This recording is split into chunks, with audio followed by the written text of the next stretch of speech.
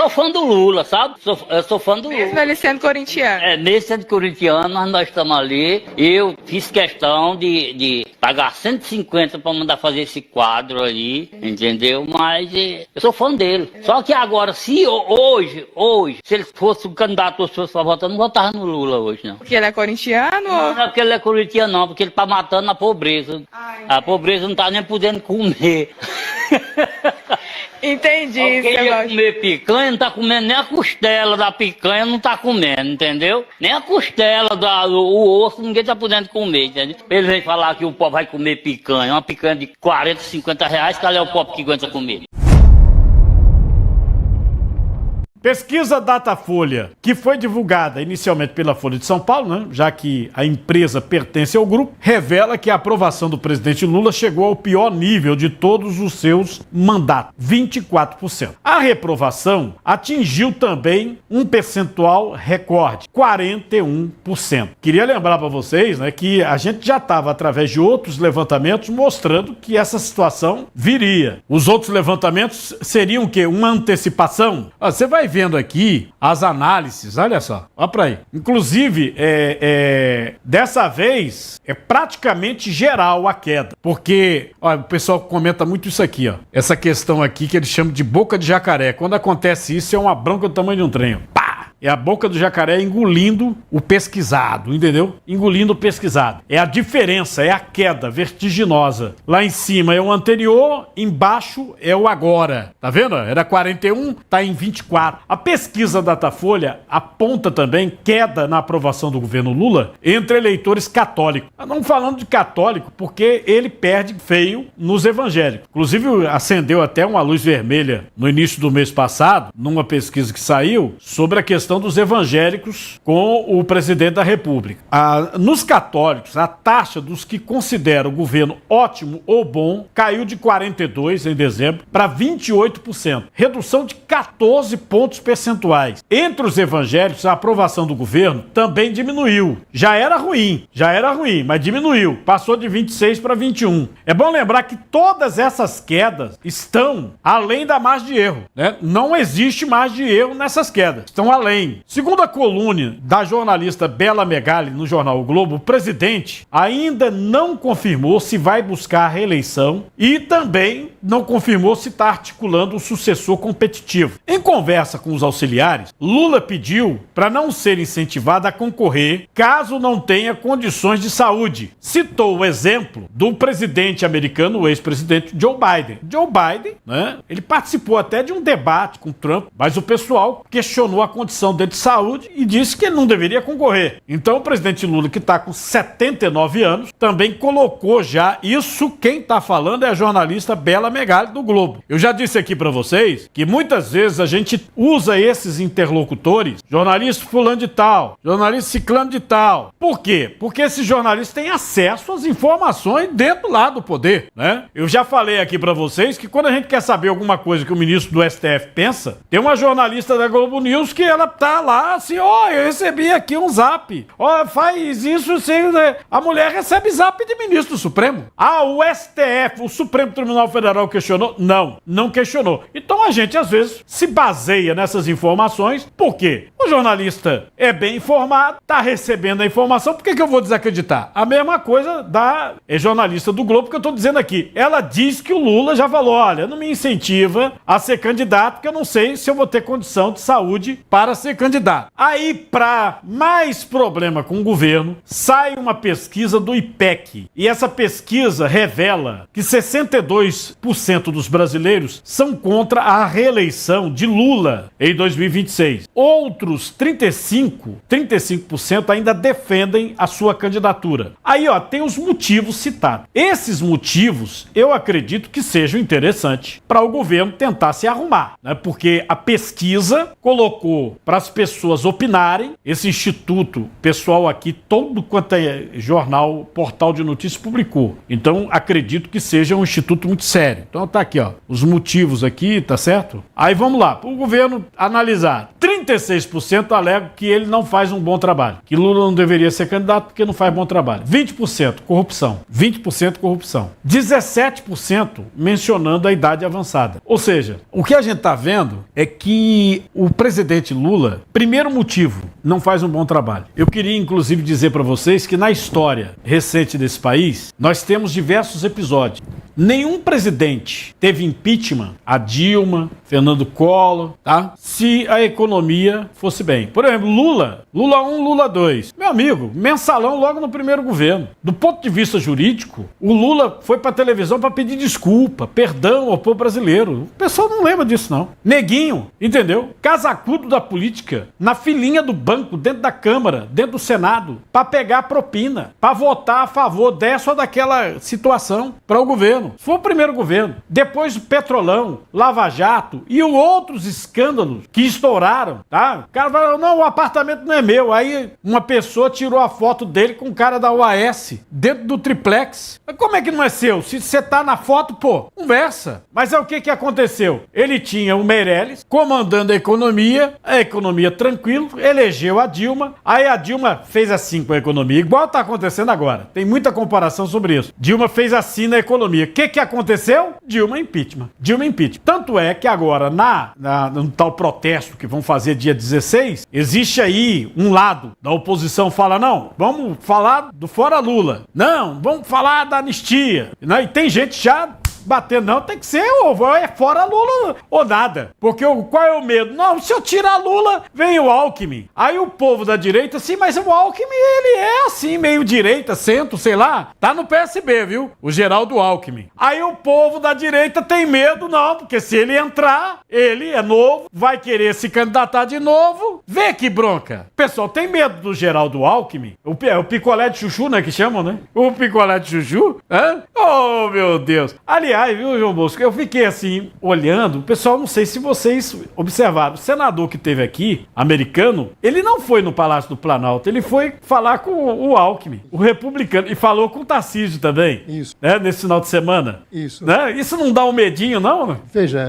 há uma mudança no cenário mundial, eu vou tocar logo nesse tema aqui da inflação, da desaprovação do governo Lula. Veja que ele está agora atacando a camada que mais votou nele, que é a pessoa pobre, que ela sente na questão do alimento. O outro ponto importante dessa pesquisa, que fez com que caísse ruim, péssimo, é a violência no Brasil. Além do alimento, bem a lembrado. Violência. Então aqui você veja, Pernambuco já reflete isso, a violência está impregnada no Brasil como um todo, mas isso afetou diretamente também o bom resultado de Lula. Então ele atinge com o alimento a questão da emenda PIX, que também foi uma outra questão que ele vendeu uma história e na verdade a intenção era mais na frente tributar a todos que utilizassem valores acima de R$5.000. Então isso já é uma demonstração de que ele perdeu completamente o controle da inflação e já caiu nessas pesquisas porque aquela população, mulheres, negros, o mais pobre, o nordestino que votaram nele, esse já não mais acredita no Lula. Quanto à questão da política internacional, que veio o senador americano como vice-presidente americano, foi para a Europa e deixou lá claro o recado, olha, esse discurso de vocês, que se não for o discurso do que vocês dizem aqui na Europa é verdadeiro, nós não aceitamos. Nós entendemos que agora a liberdade faz parte disso. Se você ficou de maior de idade, Europa, agora está na hora de você assumir o seu ônus militar. Comande o seu exército. E os Estados Unidos não tem mais condições de ficar protegendo um filho que já alcançou a maioridade. Te vira por um lado. Então, existe já um contexto de que esse discurso que hoje é praticado no Brasil e foi praticado na Europa, de que tem que ter o mesmo viés permanente de que não pode isso, não pode aquilo, que restringe a liberdade, que na Europa está acontecendo e o Brasil importou isso, esse discurso vai ser alcançado aqui. Quando o senador veio, o republicano, para conversar com o Brasil, não procurou o governo federal, procurou os políticos que têm uma ideia centro-direita, para mostrar que logo, logo, toda essa questão que hoje está sendo discutida na Europa, da liberdade de expressão, chegará aqui no Brasil. Então, nós temos o Supremo Tribunal Federal e alguns políticos batendo nessa tecla de que tem que controlar a mídia, tem que controlar a liberdade de expressão, como se o povo precisasse de ser sempre tutelado pelo Estado. E não é isso que surgiu a internet. A internet é para deixar que o povo fiscalize o Estado através da sua rede. E aí vem uma outra mudança que também afeta Lula, porque com a chegada de Trump no governo, que o Lula declarou apoio à Câmara e não deu certo, com a chegada de Trump muda-se todo o cenário mundial, inclusive de apoio que Lula achava que ia ter do governo americano. O vereador lá de São Paulo, que é jornalista, o Adelis Jorge, ele comentou sobre a queda da popularidade de Lula. Vê? O desabamento nas pesquisas de Lula, com 24% apenas de aprovação, é a crônica de uma morte anunciada. Ele disse o desastre que acontecia depois que assumisse a presidência durante a campanha. Disse que ia gastar mais do que arrecada, disse que ia centrar seus esforços simplesmente na vingança contra a Lava Jato, contra Sérgio Moro, na perseguição de seus adversários e inimigos políticos. Deu no que deu. Carestia, um país completamente desabado, um país completamente destruído, as pessoas a quem foram ofertadas promessas de picanha estão agora comprando, sofrendo com a carestia até de ovos, e Lula fazendo piada, dizendo que se não tem ovo de galinha, coma ovo de pata, como ovo de jabuti, como a rainha Maria Antonieta falava, não tem povo, não tem pão que coma um brioche, entendeu? Fazendo piada lá em Belém, dizendo que se as pessoas não têm hotel 5 estrelas, que durmam ao relento, vendo a estrela de Belém no céu. Ou seja, ele ainda faz piada, ainda faz escárnio com o desastre do seu trabalho e da sua presidência da República, que ele cumpriu tudo que prometeu. Dobrou a máquina do Estado, dobrou a máquina corrupta do Estado, não entregou nada ao povo, entregou desesperança, desespero e agora fome e precariedade na economia. Ué, inclusive não sei quanto custa o ovo de ema, porque não tá para vender, porque é uma ave selvagem, né? Por exemplo, também não tem ovo de jabuti, que é a tartaruga, né? Não tem para vender. Achei estranho isso. Mas lá no Amapá, o presidente disse que come ovo de pato, de ema, quer provar agora ovo de jabuti, que ovo é tudo igual. Olha só o que ele disse. Oi, gente, hoje eu comi um cuscuz com 2 ovos fritos. Quem é que não quer? Quem é que não quer? Eu tô comendo agora ovo de pata. Ovo de pata que diz que tem mais sustância. E como eu sou um jovem de 79 anos, eu tenho que comer muito ovo de pata. Ovo de galinha fica para vocês que são jovens. Eu tô comendo agora, sabe o quê? Ovo de ema. O ovo de ema é desse tamanho. Um ovo de ema equivale a 12 ovos de galinha. E eu fui pesquisar se eu podia comer. E eu posso comer. Porque eu tenho 70 emas lá no Palácio do Alvorada. 70 emas. E elas botam ovo, ó, no tamanho da cabeça de vocês. E eu agora estou comendo ovo de ema. E agora estou criando jabuti. Tem ovo de jabuti. Tinha 7 machos, 5 machos e 2 fêmeas. Eu achei que era muito sofrimento para as 2 fêmeas. Aí arrumei mais 5 fêmeas. Os jabuti estão numa felicidade só com a jabutia. E eles botam ovo também. Qualquer dia eu vou comer o ovo de jabuti também. Porque tudo que é ovo é igual, gente. O pessoal disse, viu, Mesa, que o presidente tinha tomado uma coisinha para falar isso. Eu acredito. Ele tomou uma coisinha. Vamos lá, eu fui criador de jabuti durante muitos anos da minha vida. Eu tinha um criatório regularizado pelo IBAMA e recentemente eu entreguei os animais ao IBAMA. O animal silvestre, a reprodução dele tem que ser respeitada, porque o animal que é da fauna brasileira, ele está comendo já o ovo do jabuti, é uma questão delicada. A questão da pata e da galinha é interessante. No mundo da propaganda, pergunta por que as pessoas criam galinha e não criam pata, que os ovos são muito parecidos. A diferença é porque quando a pata põe o ovo, ela esconde. Quando a galinha põe o ovo, ela canta anunciando o que fez, por isso que se cria galinha no terreiro e não se cria pata. Mas o que o presidente está vendendo aí é mais uma questão ilusionária. E a ema? A ema é pior ainda. Não pode comer o ovo da ema. Não, ele disse que pediu autorização, perguntou se podia comer o ovo da ema.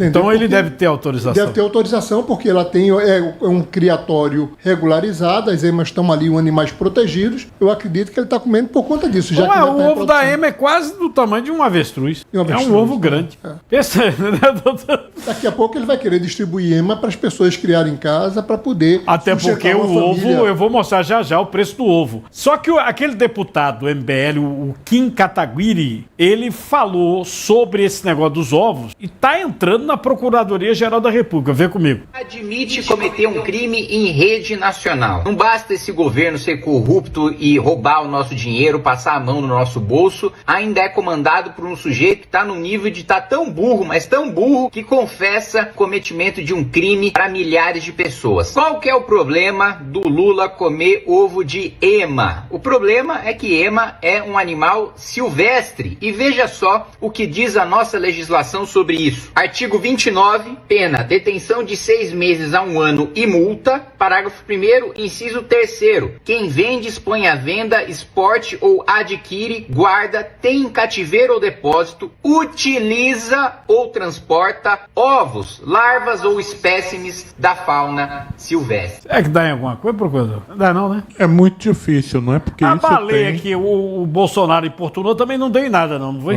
Isso tem a natureza aí de crime de potencial penal ofensivo e mais ainda, não é? Isso depende também para o presidente da República ser processado durante o mandato, precisa de autorização do Congresso Nacional. Então, realmente é muito difícil esse processo ter um resultado final aí nos próximos anos. E até porque esse criatório deve ser autorizado pelo governo, pelo IBAMA, entendeu? Você tem que... Por isso que ele está comendo ovo de ema. Por isso que ele está comendo ovo de ema. Mas o senhor acredita que ele está comendo ovo de ema? Eu acredito que não, entendeu? Esse de pata também não. Ele está comendo então ovo de foi galinha. uma coisinha que ele tomou antes. Provavelmente. Esse discurso é. É porque a beleza do discurso de Lula é que ele atinge aquela camada da população. Ele de baixa renda de e baixa tal. renda. Ele consegue botar imagem na cabeça daquelas pessoas. Então, um homem comendo ovo de pata, ó, se o presidente come um ovo de pata, por que eu estou comendo ovo de galinha? Quer dizer, ele tem essa parte ilusionista da imagem que ele joga, que ele tem essa questão de um bom discurso. Para você, se você vive em alguma propriedade, que disse o doutor João Bosco, é a pura realidade. A galinha, ela, quando começa a anunciar que botou ovo, todo mundo vai lá e aí encontra. O tal a pata, meu amigo, ela esconde mesmo. Esconde o ovo, não deixa fácil não. Não acha. É por isso que muita gente da propaganda diz, olha, veja, faça como a galinha, divulgue. A galinha, quando põe o ovo, ela canta, ela divulga que pôs o ovo. A pata não. Então não seja uma pata no mercado, seja uma galinha para você divulgar. Nas redes sociais, tem um fã do presidente, ele dizendo que não vota mais no presidente. Vem comigo. Vem aqui pra essa parte pra gente mostrar um pouquinho pros nossos telespectadores. Aqui é o senhor. Eu sou fã do Lula, sabe? Eu sou fã do Lula. Mesmo ele sendo corintiano. Mesmo sendo corintiano, nós estamos ali. Eu fiz questão de pagar 150 para mandar fazer esse quadro ali, entendeu? Mas eu sou fã dele. Só que agora, se hoje, se ele fosse o candidato às pessoas para votar, eu não votava no Lula hoje, não. Porque ele é corintiano? Não é porque ele é corintiano, não, porque ele tá matando a pobreza. A pobreza não tá nem podendo comer. Entendi. Quem ia comer picanha, não tá comendo nem a costela da picanha, não tá comendo, entendeu? Nem a costela, o osso, ninguém tá podendo comer, entendeu? Ele vem falar que o pobre vai comer picanha, uma picanha de 40, 50 reais, qual é o pobre que aguenta comer? Sabe qual é a ironia disso aí? É que o ministro da Fazenda deu uma declaração hoje, inclusive tá aqui nas redes sociais, dizendo que a inflação no Brasil não é essas coisas não, inclusive dizendo que a inflação é a mesma do Plano Real, só que o povo não acredita mais, né? O povo não acredita, porque alguns produtos que são essenciais subiram muito de preço. Aí a pessoa vai na feira, é a carne, é o frango, é o ovo, entendeu? Café, arroz subiu muito, né? E a conversa de alguns aliados, né? Inclusive aquela jornalista que veio falar, não, mas caiu o preço da cebola, né? A laranja subiu, mas caiu o preço da cebola. Aí o povo, não, quem é que vai tomar suco de cebola, fulana? Né? O pessoal mesmo da bancada dela, da jornalista. Aí ela depois disse, olha, o pessoal falando, mas eu queria dizer que caiu o preço da cenoura. A mesma coisa, caiu o preço da cenoura, trocar a laranja pela cenoura. Sim, subiu de novo o preço da cenoura. O preço da cenoura foi por... Aqui, por exemplo, em Pernambuco, nós tivemos alta no tomate, preço do tomate, que vai influir também no ketchup, no molho de tomate, que é muito utilizado, né? Pela dona de casa para fazer o preparo da sua comida. Tem uma outra pesquisa, eu já mostrei para vocês, saiu a Datafolha, saiu a IPEC e saiu outra Quest, mostrando que 8 em cada 10 brasileiros relatam alta no preço dos alimentos e menos de 10% das famílias indicam preços baixos. Isso aqui é o calo do governo. A Quest não trouxe a questão da popularidade do Lula, mas a percepção do brasileiro com referência à caristia. A percepção de estabilidade varia entre 11% na classe baixa baixa e 14% na classe alta. Quase um erro de pesquisa. Ou seja, tanto a classe baixa quanto a classe alta, neste momento, acreditando na alta de preço. Na alta de preço. Aí o governo fala, não, porque não aumentou tanto assim. O povo não está acreditando.